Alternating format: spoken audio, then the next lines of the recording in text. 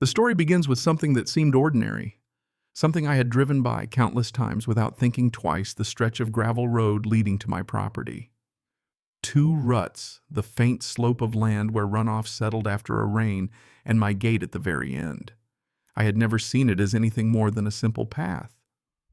But then came that letter, one single word stamped on the envelope: enforcement. I remember the cruiser parked at the edge where the asphalt ended.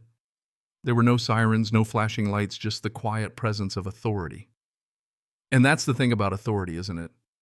It's not always loud. It doesn't always demand attention.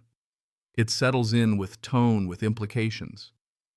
I opened the file, the one I hadn't touched in years, the one with maps, legal documents, deeds. Her authority stopped 118 feet before my gate, she said. She spoke of compliance. I placed that file down on the table, and a week later the sheriff confirmed it: no jurisdiction. The road hadn't changed. But the line, that line had never been questioned, never been tested. I had driven that stretch countless times, never thinking about the boundary. It was just a change in texture, gravel ruts run off, and the trees leaning in to soften the morning light. My property, my road, it all felt like it belonged to me naturally. And when I bought it 10 years ago, that boundary was part of the deal: private access maintained by the owner.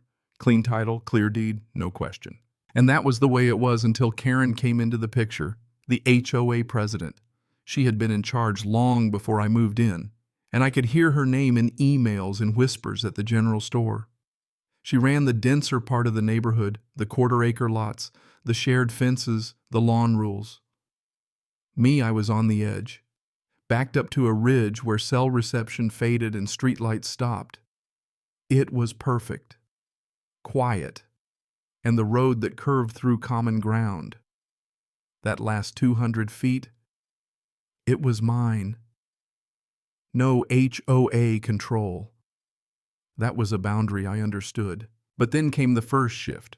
It arrived like any other piece of mail, tucked behind a hardware catalog standard paper, the HOA logo on the corner. Inside was a single sheet of paper, no citation, no fine, just a notice. The first paragraph mentioned community coordination. The second one hinted at local compliance support. The third mentioned enforcement coordination. Karen signed it herself. No committee, no rotating volunteer, just her name, her title. I didn't respond immediately. I didn't crumple the letter, but I didn't throw it out either. I sat with it. The word enforcement stood out. For the first time, I questioned whether that line, the one I'd treated as settled, was actually as firm as I thought. That night, I pulled the property file from the drawer.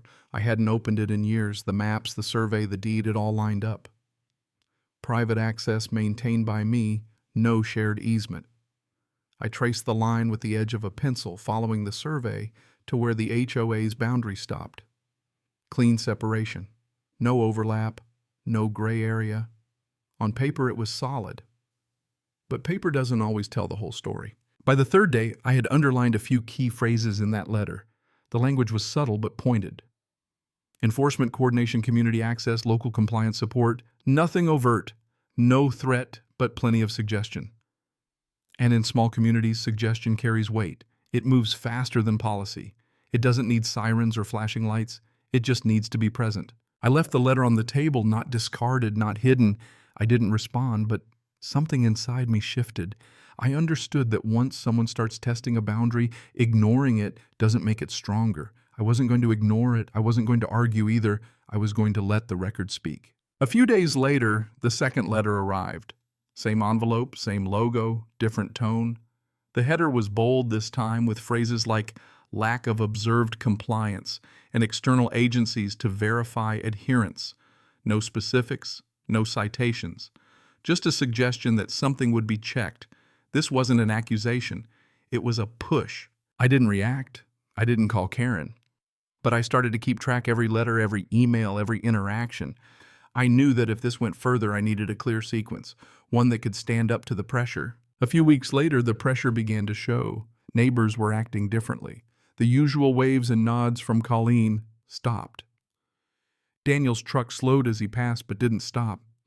They weren't being hostile, just cautious. The subtle shift was happening. Karen didn't need to accuse me of anything.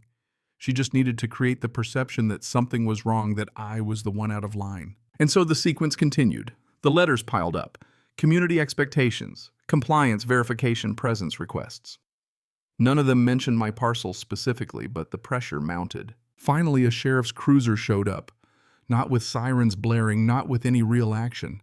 Just parked, positioned, visible. A deputy stepped out. He mentioned a request from the HOA to verify shared access routes.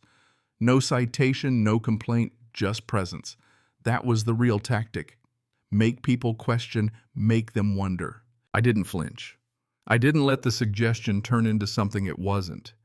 The deputy confirmed it himself. No complaint filed. Just a request. No enforcement.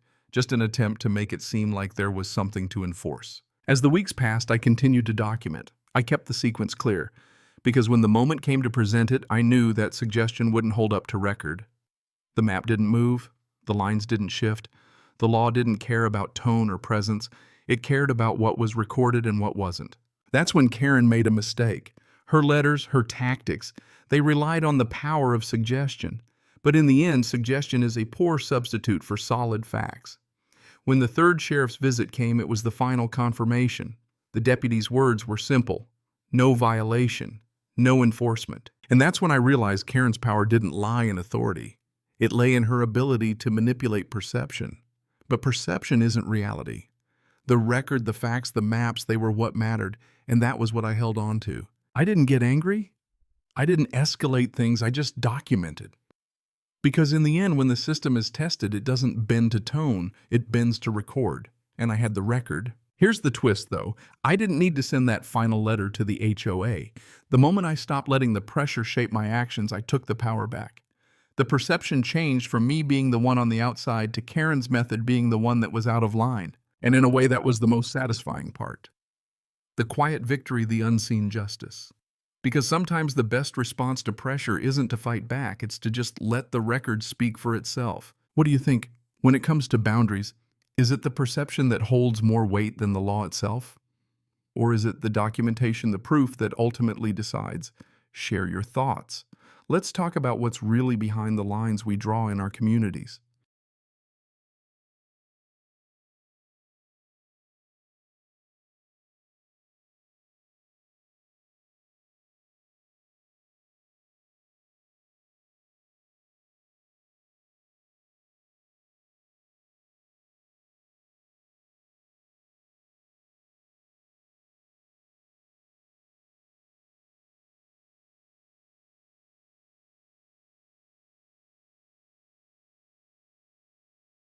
Cảm ơn các bạn đã xem video.